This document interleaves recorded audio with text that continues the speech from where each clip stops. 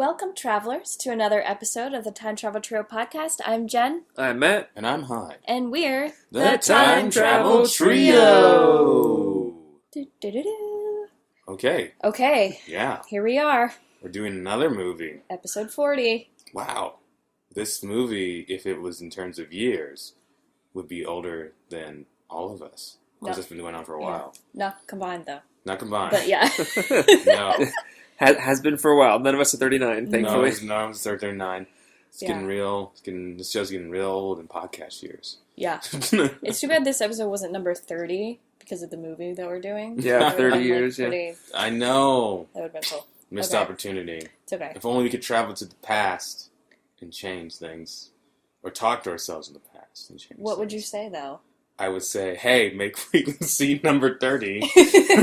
Nothing else, just that. That's it. That's it. Also invest in Yahoo. Yeah, Yahoo. invest in Yahoo. Although, actually, not really anymore. No, yeah, but- No, you can invest in Yahoo, then get out clean later. Yeah, I was It's gonna say, fine. just don't last much longer than 2002, 3-ish. Right. When Marissa Mayer comes in, that's when you know it's like, it's over. Mhm. It's time to go. There was a joke on SNL last night I saw this morning that had Colin Yost saying Yahoo and AOL have formed together because no one wants to die alone. Really? It's like, oh, gosh. Show some respect for the OGs. Wow. So, Yeah. speaking of the things we're talking about, Right. what'd you pick today? I chose the movie Frequency from Did you? 2000. What a surprise. It was written and produced by Gregory Hobbitt. Written by Toby Emmerich, who I wonder if he's related to Noah Emmerich, who's in this movie. I would venture a yes to that. Let's see. I don't I know. feel like It doesn't really say, but it looks like that's probably a thing. That would be too much of a coincidence, I'd say. And then there's stars Dennis Quaid and Jim Caviezel and Elizabeth Mitchell. Mm-hmm. And a very young Michael Cera. Very young Michael Cera. Um, Very, very young Michael Cera. A lot of good-looking people in this movie. who don't Andre look good. Bauer. A lot of good-looking people who don't look good. In Yeah, this movie, they I should make him say. look. They make him look like you are haggard and you work a 9-to-5 job. Mhm. What's funny is he's in Brooklyn Nine-Nine now, still a cop in New York. Yeah. and he's probably, I don't know, he still looks good, but then he looks way Skinny. thinner. Yeah, he in looks this movie. skinnier. Mm. So the synopsis is: an accidental cross-time radio link connects father and son across 30 years. The son tries to save his father's life, but then must fix the consequences. Ooh. I don't know if I would actually say that it's accidental, though.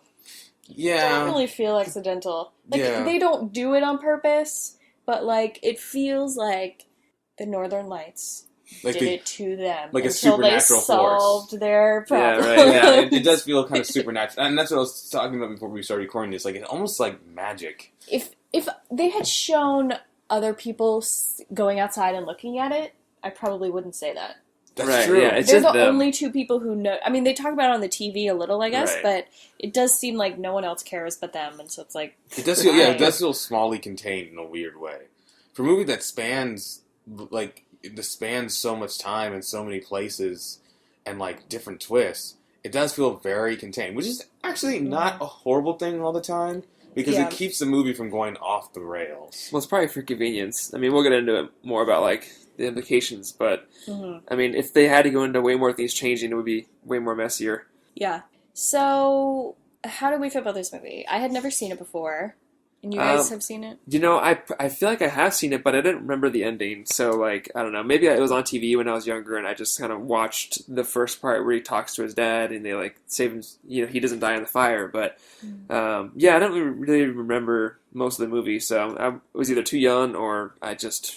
Mm-hmm. Well, no, I was 14 when it came out. So, I don't know. I haven't seen the whole thing, I guess, until now. I remember seeing it one time on TV. I remember seeing the trailer, and I remember my dad in particular being very interested in it because my dad's dad passed away when he was younger than me. Mm. So I remember my dad had invested interest, I guess, in the movie. Kind of Yeah. an interesting plot, which I will get into later. But a lot of people on the internet, particularly people who have lost family members, seem to have a big draw to this movie because it kind of fulfills kind of a what if question for them. Yeah, I can see that. I had never seen this movie before. I have complicated feelings about it. Most of the movie I was there, I was in it, I was following, I didn't hate it. Towards the end, kind of hated it. Yeah. I don't know. We'll get into it. Yeah. That's kind of No, I know what you're saying. My father has similar feelings towards the movie. It's like, it's really interesting. Then the end, it gets crazy. That's his exact words. It feels like it's a clusterfuck at the end, honestly. And it just is like, yeah, it doesn't. Anyway, we'll get to it. But first, let's watch the trailer. Once in a decade, massive solar storms invade our atmosphere, disrupting global communications. John, it's your dad's old ham radio. Let's go over to the den, huh? Plug it in. And causing unexplained phenomena. W2QYV. This is Frank Sullivan. Hello? What'd you say your name was? Frank Sullivan. Is this some kind of joke? That will allow John Sullivan to talk to his father. What do you say we tame this Bronco, huh? You and me, spirit and guts. Who's been dead for 30 years. But how could it be? I don't know, but we gotta be talking off the mother-son spot of all time. I've missed you so much. Well, tell me about yourself. Tell me about your life. I'm a cop. You're third-generation firefighter. Come on, I thought you were gonna grow out of that cop phase. What's going on, Satch? Frank says that he's talking to Johnny on the radio in the future. Hey, little chief, there's somebody I want you to talk to. Good night, John. Good night there, Chief. Oh my God. Hello? Something's wrong. Something we did changed the past. Something happened to Mom. Your mother, what? No, she was murdered. We gotta do something and try to stop this guy. I may not know who he is, but I know where he's gonna be and what he's gonna do before he gets there. Do I call the police? They're not gonna believe me. You got his prints. I want you to hide that wallet. Somewhere where nobody's gonna find it for the next 30 years. The window seat in the dining room. It's in! I got it! You gotta give me something I can believe. We gotta catch him in the act. And you can make that happen, Dad. I'm not a cop. I'm a firefighter. We can do it together. Remember spirit and guts? I love you, son. I love you too, Dad.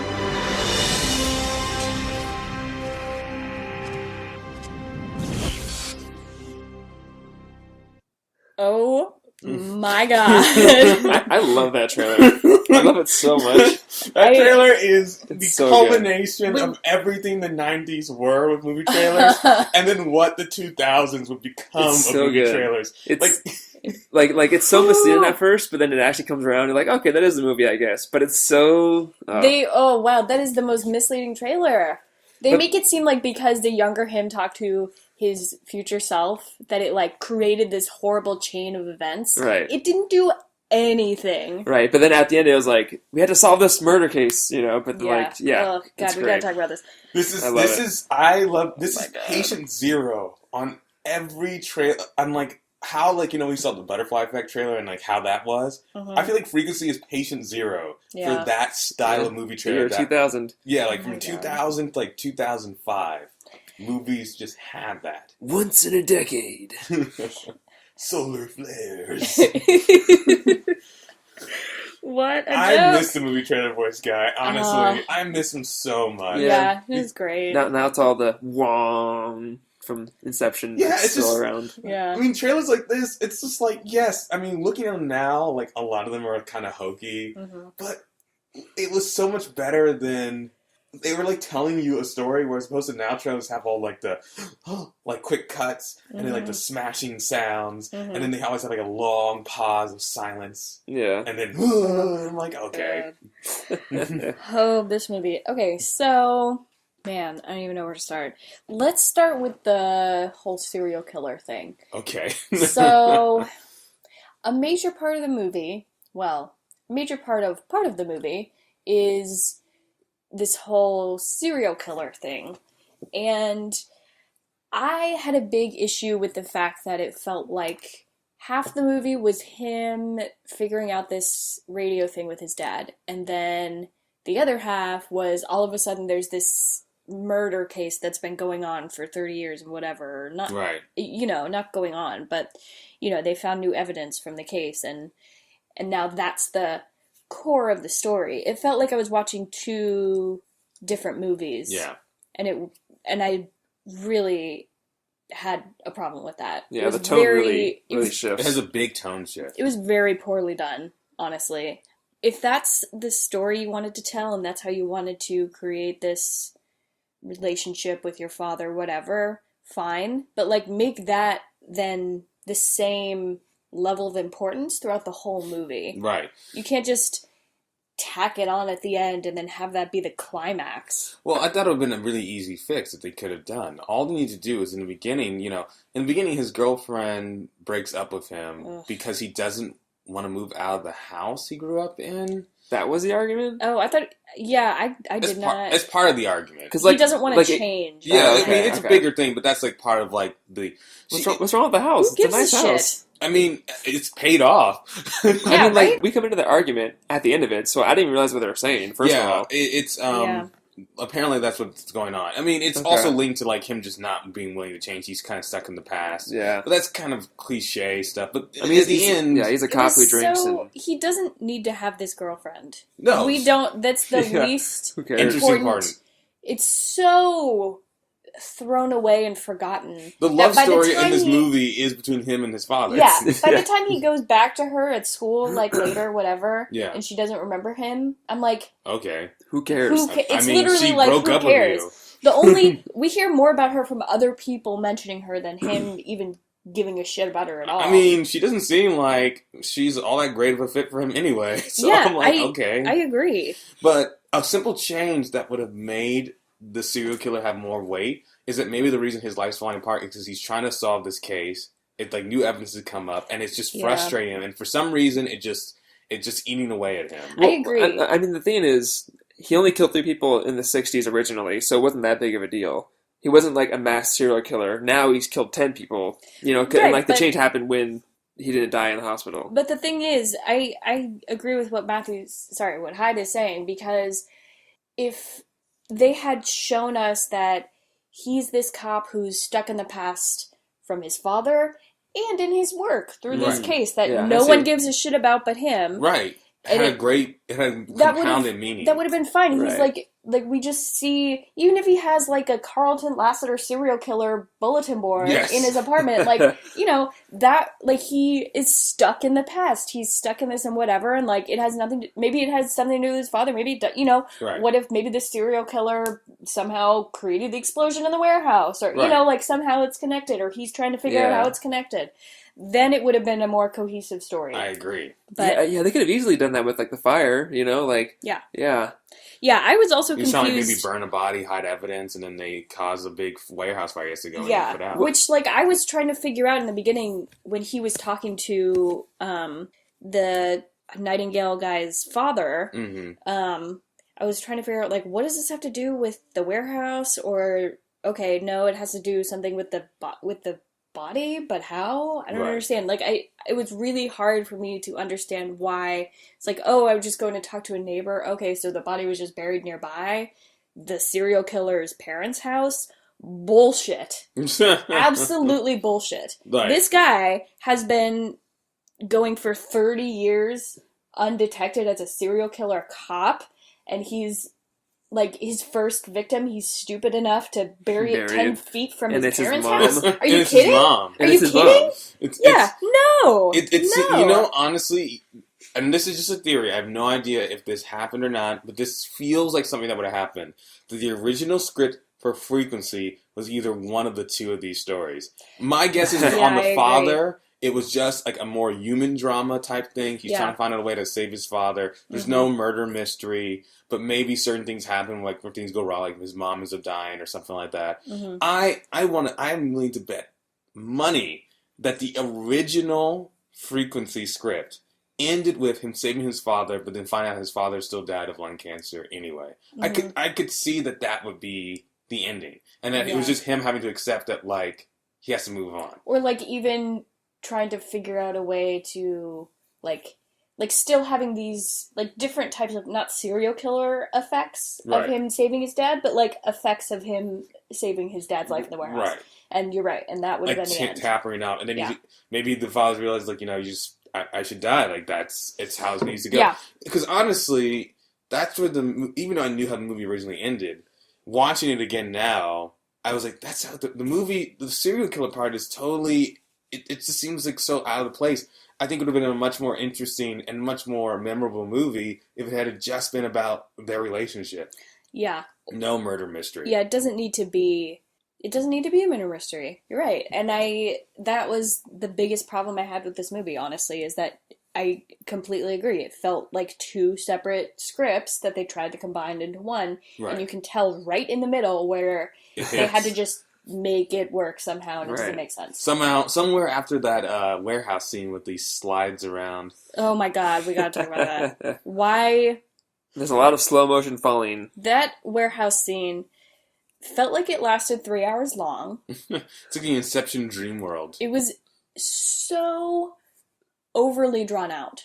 And the thing is, it's actually a great visual. I think it's actually a great visual. The idea that as he's sliding down the slide, he's slowly twisting. Yeah, reality. But it's like 3 times as long as it should be. Yeah, it's way agreed. too. Agreed. Yeah, I like that idea, but it's way too long. They had like the same shot of him going around the bend, and then it was like the 3 eyeball times. and the hat falling, and then the whatever. It was just it was so much. Like everything you think the hat's gonna hit the ground, it doesn't. It's like still going. You're like, oh, it hasn't hit the It's ground. like it yet? keeps going up and then falling back down slowly, and then going up and falling back down. Which is slowly. like, it's like, he's going down a slide in a circle, so he's falling slower, he's sliding down slower, this thing just falling in a straight line, and they still land at the same time. And he threw that way before he even went that's down the true. slide, Right. by the way. He goes like, chucks it, sits down, props slides. up Like, the if board. you're gonna have it in slow-mo, fine, but then everything else has to be in slow-mo too. You can't have him going normal speed and the hat going slow-mo. So it didn't match up to No, me. it doesn't. It's very strange. I did like the scene in the bar where he's like, my dad didn't die in a fire, and then like Andre Braug's like, no, he died of cancer, and it's like that brief moment where you wonder if like the future's actually changed, and they're kind of looking at him, almost like their brains are being rewritten by some cosmic force. It's just him though. Right. Like it's only one that notices things are happening in the present is Johnny, Jim Right. Caviezel. He's the only one that has any knowledge of things changing, except for obviously when Jack Shepherd's hand gets melted away. Mhm. Yes. I'm trying to think of other movies that have that same sort of plot device of changing something in the past and it affecting the future, and only the main character knows. I guess you could say Back to the Future. Back to X-Men: Days of Future Past. Yeah. Yeah, that's a good one. Yeah, so we've definitely seen that before. One thing that's another trope is predicting sports games. That's another. Yeah, I wrote that. Yeah, I wrote that down too. That's like the newspaper clipping too. It's like Which there was also a overused. lot of newspaper Right. clipping looking at Yeah. scenes. Let's jump into the time travel. I want to start with the clip. It's him talking to his dad, Right. and It's after he realizes that his mom gets killed by the serial killer that we Right. kind of alluded to. so it's not the first time he's talking to his dad, but it's has saved his dad from the warehouse fire at this point. But, Right. They're both on board with this thing crossing the time. Yeah, but then he's like, "Wait, why is mom gone now?" And so that's what this discussion is. Chief? Something happened. Something pretty bad. What's the matter, Johnny? What is it? Mom, something happened to her. And Your mom, what? she's not here. What do you mean she's not there? She died, but it's like it just happened, though. She died? Your mom just died? No, Dad. It happened a long time ago. A long time ago for me.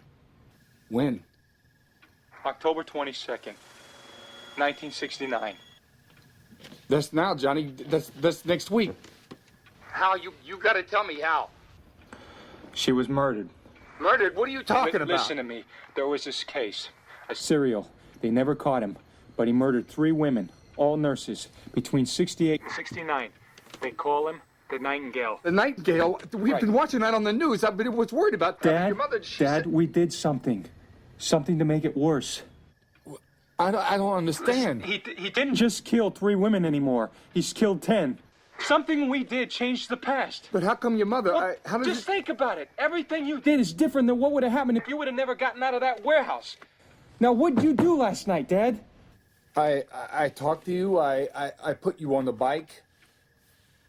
I talked to you in over Gordo's, and I went to see your mother over at the hospital. Oh, shit. That's it. She wasn't supposed to be there. Butch went and got her because that was the night of the fire when he brought her home. You saying something happened at that hospital? I'm saying that's just the beginning. It could have been anywhere, any place, time that she wouldn't have been if she would have died. I'm going to take her away from here, Johnny. I have to take her away from here. He cannot hurt her if I take her away from here. So, I mean, that's where it changes tone, pretty much. Yeah, the movie takes a big... And I know, like, people haven't seen the movie, which... I don't know why you've gotten this deep in the podcast if you haven't seen the movie. It's like... Spoiler alert. Spoiler alert, but I mean, it's like... It has nothing to do with that you couldn't have a compelling story about two people trying to figure out a murder in the past, or that Jim Caviezel or Dennis Quaid aren't doing good acting or anything of that nature. Mm-hmm. It's literally that it just takes too much of a tonal shift in a movie that was nothing about that up until this point. Yeah. They're just either needed to be sprinkled in so we were ready for it, or just taken out completely. Yeah, I would have been fine if it was sprinkled in. I like murder mysteries and that kind of stuff. So, but it felt like you're now watching a different movie that you didn't sign up to watch. And It's really frustrating. I will say that I did like the scene of him talking to her at the hospital, like what they were referencing. I did like that where she saved someone's life and it seemed like a small thing and then it turns out that that's the serial killer. I did like how they did that, but nice. it didn't need to be the entire story then moving forward. Why?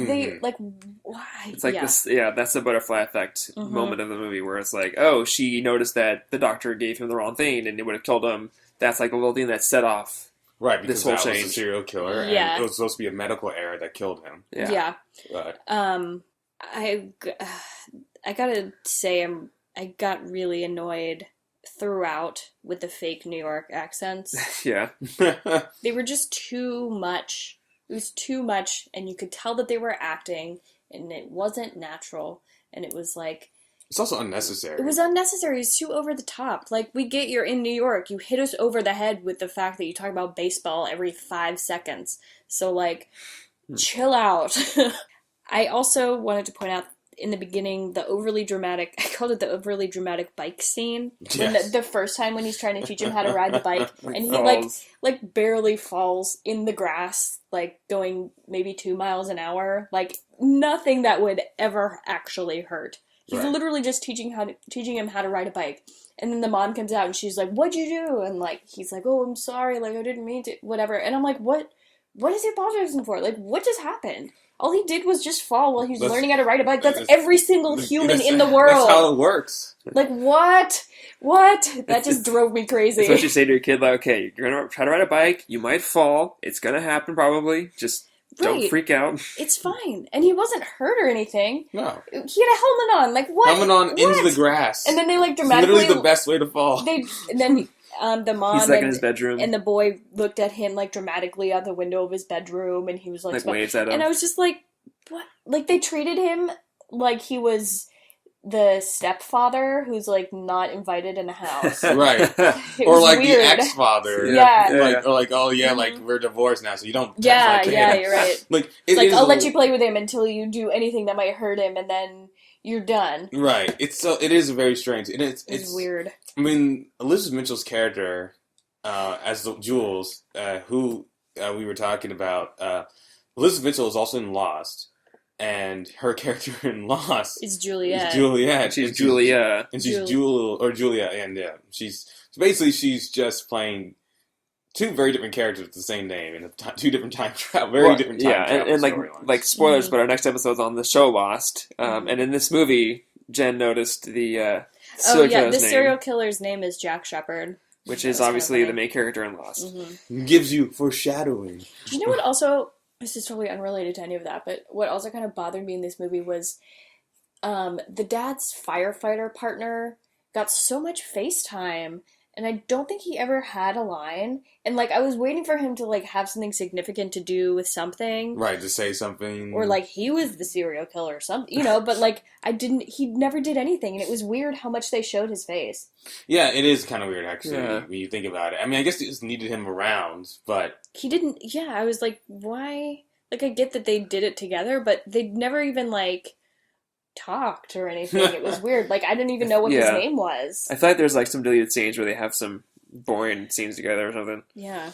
Yeah, it is a little I don't strange. know, it was weird. It is a little strange. It's, I don't know, it's just something that I like. It's so weird because I like these kind of scenes and these kind of moments in other movies, but I just felt the ending with the serial killer trying to kill him basically in two different timelines is just way too intense. Do you know what I said? Even, like, in the very opening credits, I wrote down, this already feels like deja vu. And that's how it felt watching most of the movie until the end, and then it felt like you're watching Looper. Yes, and cutting out the hand particularly. Yeah, is the hand. Oh, I going didn't even away. think about that. I was just thinking, Right. like, the two scenes at the same time, and, like, looking Yeah. at himself, and, like, whatever, and, It's a yeah. very dark movie, and I don't mean that even like that the subject material is super dark. It's a very like it wants you to feel like it's dark, it's very moody, atmospheric. No, Yeah. there's not a lot of light moments. There's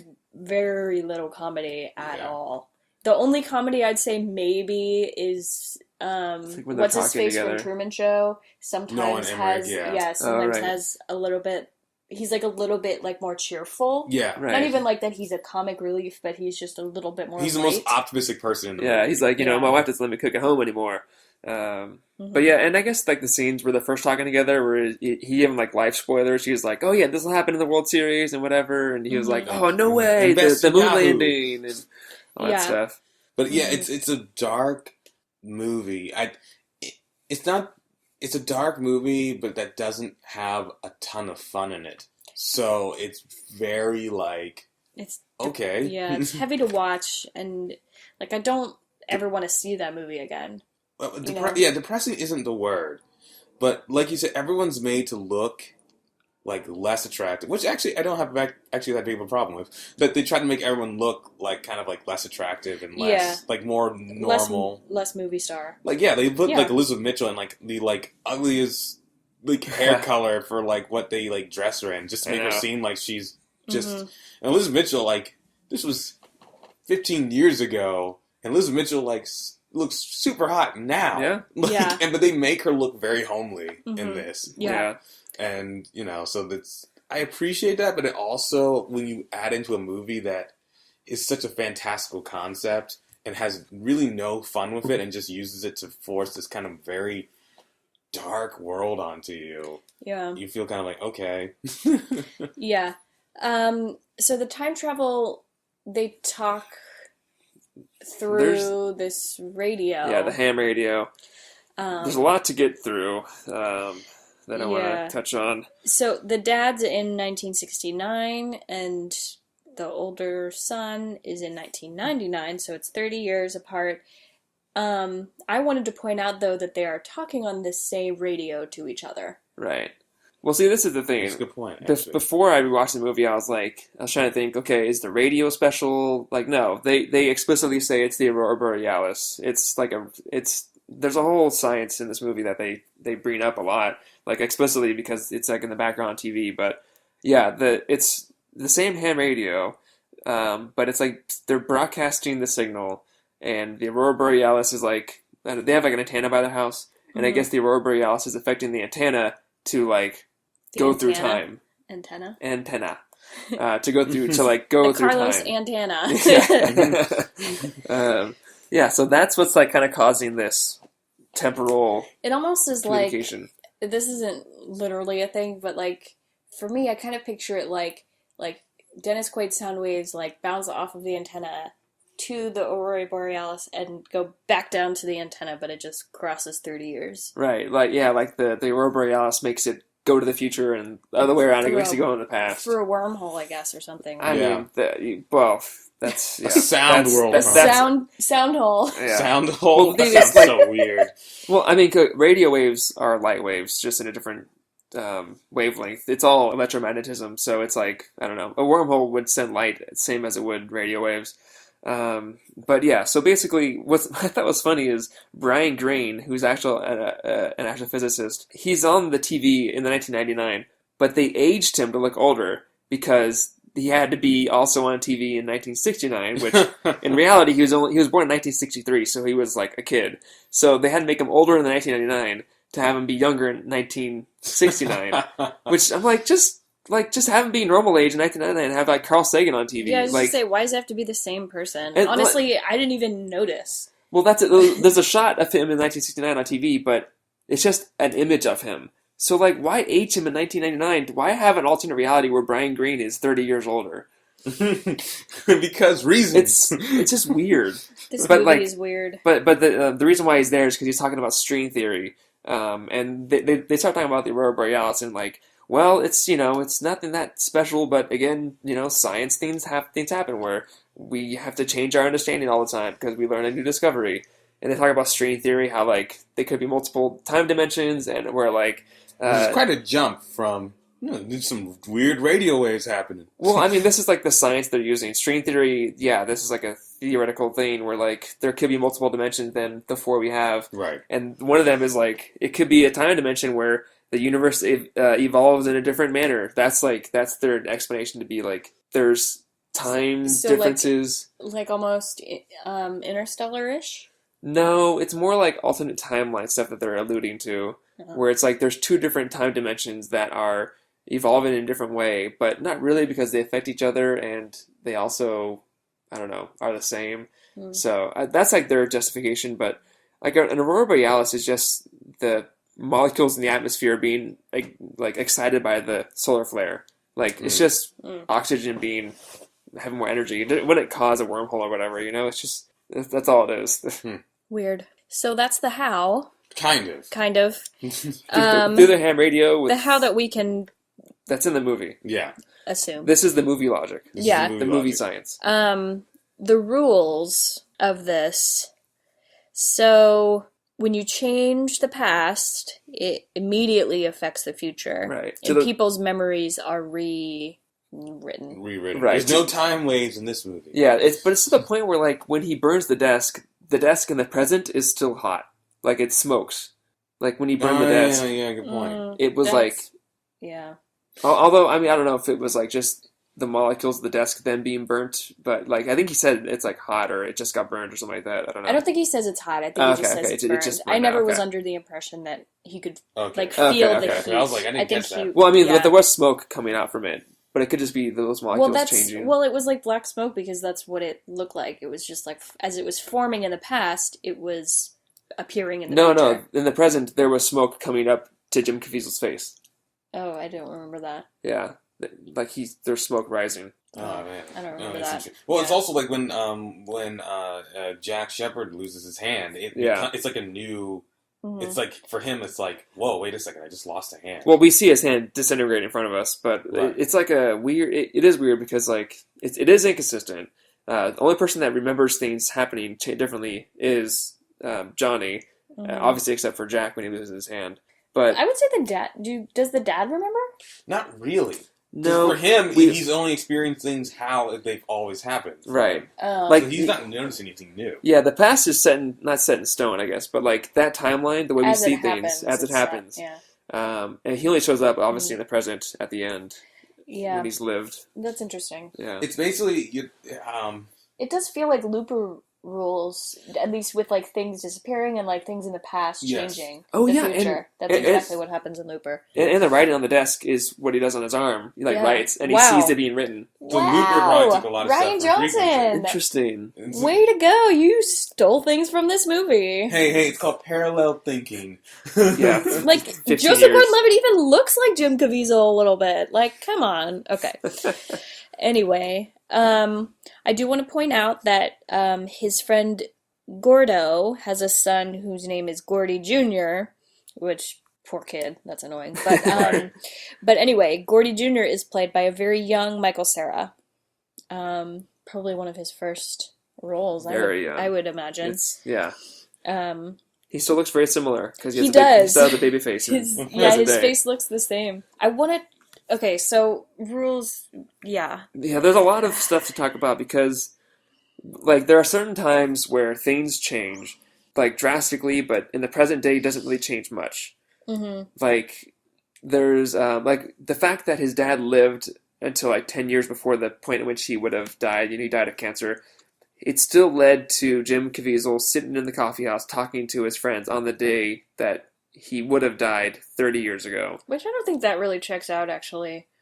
I don't, it seemed like they went there specifically like it was a tradition. Right. In honor of his father or whatever. So they wouldn't do that if his dad didn't actually die Yeah. that day. Yeah, Which I should have mean. been... It would have been much more interesting if, like, all of a sudden he found himself someplace else. Yeah, that's what I mean. So it's like that big of a change where his dad lived 20 years instead of, Or instead of having to go somewhere else, it was a different reason. Like it was someone from the precinct's birthday or something. Or like it was Gordo's birthday party and, because the other cop, Satch, was that his name? Yeah, Satch. Was also like family friends with them. Right. That's So true. like something like that would make That would've sense. Right. But yeah, and then there are times where like the whole house changes around them, and so it's like At the end, yeah. Yeah. So I don't know, it is inconsistent. I feel like it's logic sacrificed for like dramatic effect. Absolutely, yeah. So we kind of touched on the consequences, but as things change in the past, yeah, he's the only one who remembers. But I have I don't even know how to talk about this. My issue is at the end of the movie, they wouldn't have. I had an issue with the whole Yahoo thing, actually. Yeah. Because it just. They wouldn't have. Because his dad survived, older Jim Caviezel would not have talked to him in the past. Right. And it negates everything. That's the biggest plot hole of this movie, is like, it doesn't make sense. I know, the thing is, like, the whole reason why things are changed is because he talked to his dad on the ham radio, but if his dad survived, then he wouldn't have used the ham radio to talk to him in the past in the first place, which would have wiped out the whole thing.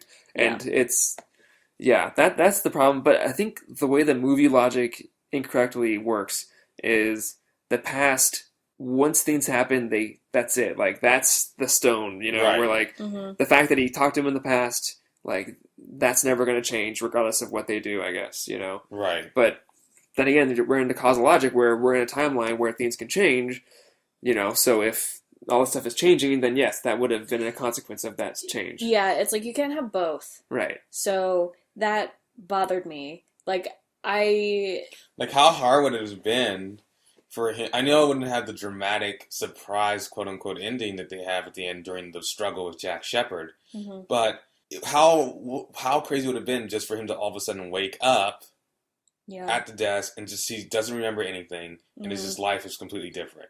Yeah, that would have made more sense. Like, and then maybe at the end of the movie he kind of has like a weird thought, like he's like, what? He's like, I'm just remembering something, like, but I can't really quite put a finger on it, like he's forgetting something. And like maybe he walks downstairs and like sees the radio or something and like has like a confused look, or like you could play that. Yeah, you could play that, and then it kind of adds some mystery to it. I know, and like the thing is, like, does he remember? I yeah, don't know. like in Roll that credits. In that case, like you would have to have something where like it goes back to the beginning of all this in this 1969 before the fire happened, because obviously that was before, like, if you wiped out everything, all of the ham radio stuff, he still would have been in the fire. His dad would have had like some memory too of like, wait, no, he had that shot of him looking left and right. He had the same moment where he like almost goes there, but then actually goes to where he should have been to survive. Right. Because if he survived and then didn't go visit his wife, then the killer still would have died. It would have been fine. It kind of goes back to how I feel about Butterfly Effect, where I think that he should have died when he, in the alternate ending, when he kills him, which that's a whole other thing, when he kills himself in the womb. But yes, yeah, that's a thing that happened. But I think that's how this movie, that to me, I wish that's the story they would have told, that like changing the past is not good. Right. That should have been the overarching story, and then it would have gone back to what you said, where it would have gone back and erased all the radio stuff. He would have still died, and Jim Caviezel could have like accepted that, okay, this stuff sucks. I talked to my dad, but you know what, at the end of the day, everything that happened is what should have happened. Yeah, Right. he saved one life and killed 7 more women. Right. Including his That's what mom. I'm saying. Like, it felt very selfish, actually. That I guess now he stops those extra ones from getting killed. Right, but it's his fault in the first place. Yeah. That they happened, honestly. I mean, Right. yeah, okay, technically, yes, it is the fault of the person who literally killed them, but, you know, Right. I don't know. Though think I'll be a little with the movie's this also comes down to the movie's logic because he can't go back further from what he's already done by saving his dad. Right, but he should have been more sympathetic about the fact that it's his fault. Right. Yeah, that's not His put dad's made fault. On, That's Yeah. not made on. I mean, really, it's more Jim Caviezel's fault than is Dennis Quaid's fault. If someone from the future said you don't get out of that warehouse, you're gonna get out of the warehouse. You're not gonna think about the fact he doesn't even he's a firefighter. He's not worried about serial killers. Yeah, he's like, I'm not a cop. Right. But Jim Caviezel, this is stuff he should think about. He is a cop, He so is he a should cop. know. It's very. It's like, in Back to the Future when Marty writes the letter to Doc to save his life, Right. and Doc is very much against any knowledge of what happens in the future because that one's a little bit different, but Right. that would affect whatever. So future, yeah, but that's a whole other circumstance. But in that circumstance, no one is killed Right. for Doc living longer Right. than he did in the other timeline. Right. But this one, immediately off the bat, it's like these people should have died, or they shouldn't have died, or whatever. Like, the serial killer was supposed to die. Like, all these things. And it was, even in the clip we played, it was almost like that's where he was leading up to saying, like all these conversations, everything that's happened since you survived the warehouse is different than how it used to be. Right. And, he needed to also say something and that, that could have horrible consequences, or Right. maybe not something as blunt as that, but that kind of sentiment would have been more meaningful to me. That's why I think that's the story that this movie should have told, instead of been so much about a serial killer or whatever, and killed his mom. And I just Yeah. Sounds like a lot of studio notes. yeah. You need to have, there needs to be maybe at one point they do try to solve the crime and they're like, it needs to be more personal. Make it that it's the mom. He kills the mom at some point. Okay. Yeah. And we don't ever actually see that. I thought was weird too, that we didn't ever actually see the circumstance where the mom was killed. Right. I mean, I guess it would have been it's in between the past and the present. That's why. Yeah. I mean, I guess it also could have been when he snuck into the house. I don't know. No. Well, see, here's the thing. The moment in which she was killed by the murderer was after he stayed alive, but before Dennis Quaid went and messed up the next one. So Right. because at the point at which Dennis Quaid went and stopped the other girl from being killed, that would have been the 4th murder or whatever. And then his mom would have been the 7th or whatever, So the fact that he stopped the 4th one and then interfered with the 5th one, the 5th one still died. That was where it started to be changed. But yeah, you're right. It's it was in between that past and where the present was. It was in his memory and in his files. Yeah. But it hadn't happened yet, really. It's weird though, because I always thought that because when we were watching the movie, you were like, oh, because I pointed out at one point, I'm like, how would the serial killer know the little boy's name? Because he calls him by his name. Yeah, he says Johnny. And Matt said, well, he's a cop. He probably, looked him up and whatever. And so I agree.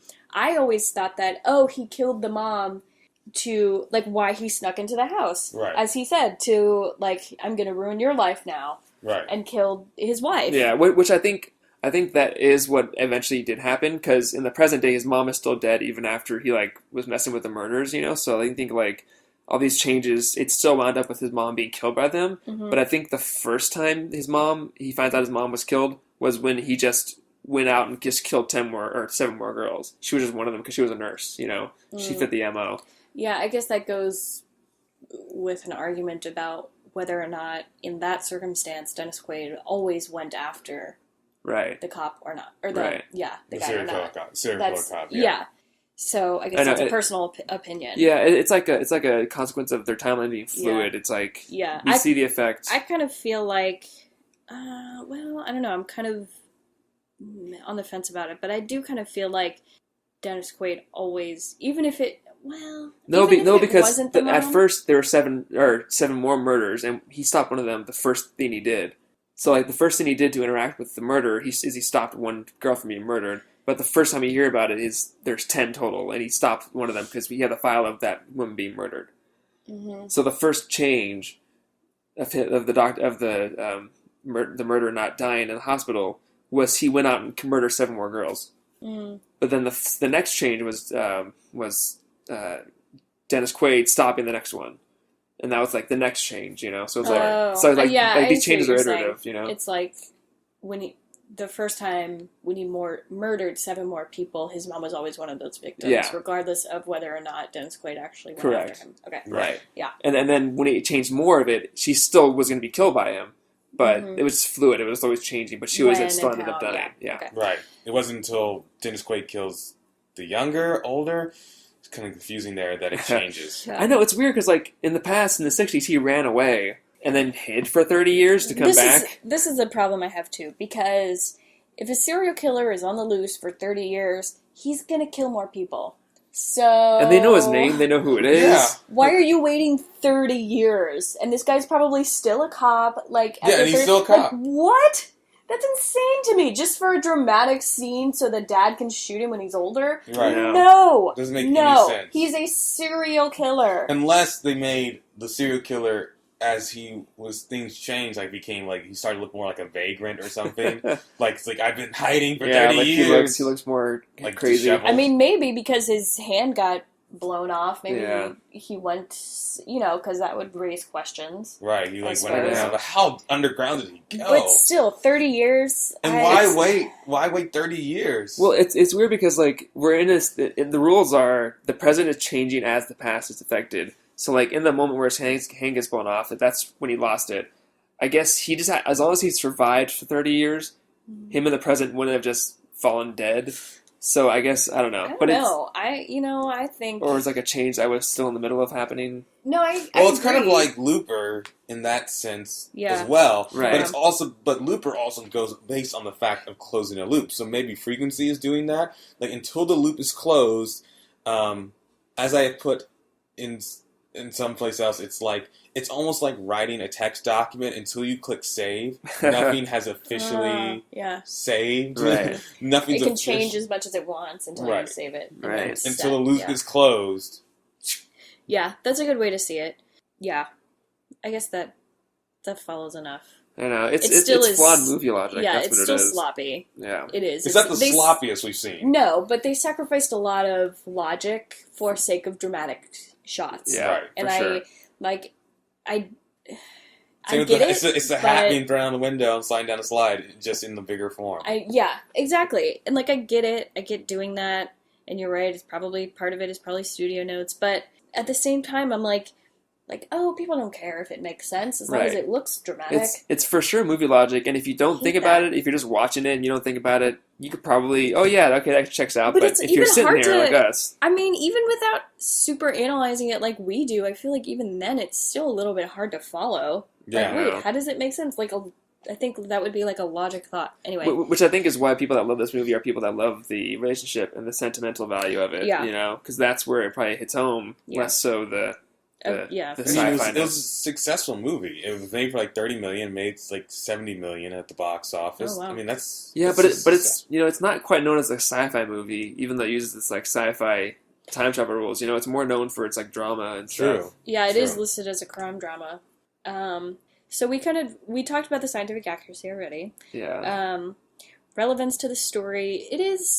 The time travel is somewhat relevant to the story. I mean, it drives the It does drive plot points. Drive part of it into the whole serial killer thing, and then partway through the movie, then the radio breaks, and it's a whole thing, and so whatever. But it is throughout. It's not like someone just travels and then they have adventures there, and then that's the end of the movie. Right. So I'd say it is relevant to the story.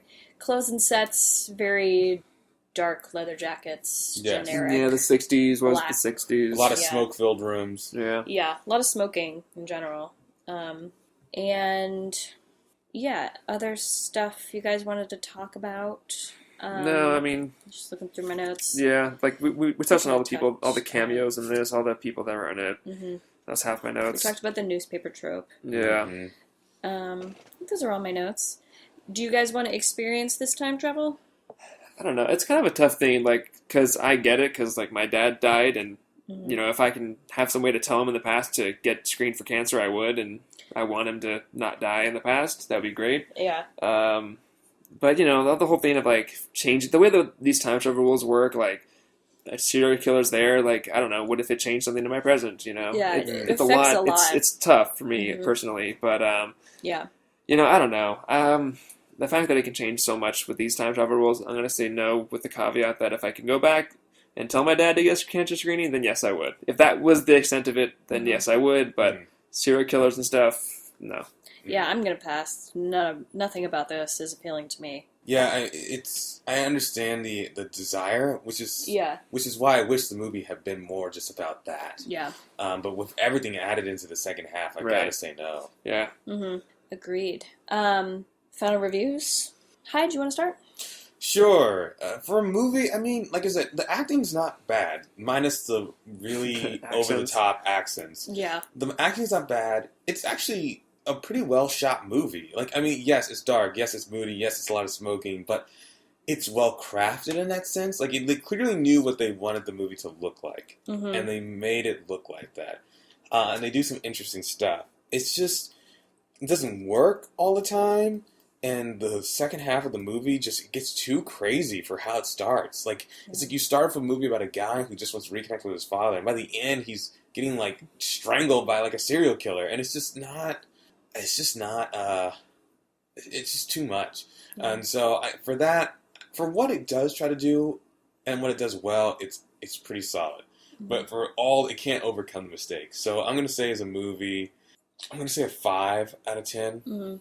Yeah, I definitely agree with your points. I do have to just knock points for just being two blatantly different movies, just changing tone so drastically, and it took away from a lot of, as you said, like the heartfelt emotional connections, because it is a love story with him and his father, not a love story between him and this girl we saw once and don't care about, and don't even remember her name. Like, it's not about that, and it should have been more about their relationship, and I would have liked it a lot more if it was like talking about how changing the past for selfish reasons is not always positive, and like learning that lesson.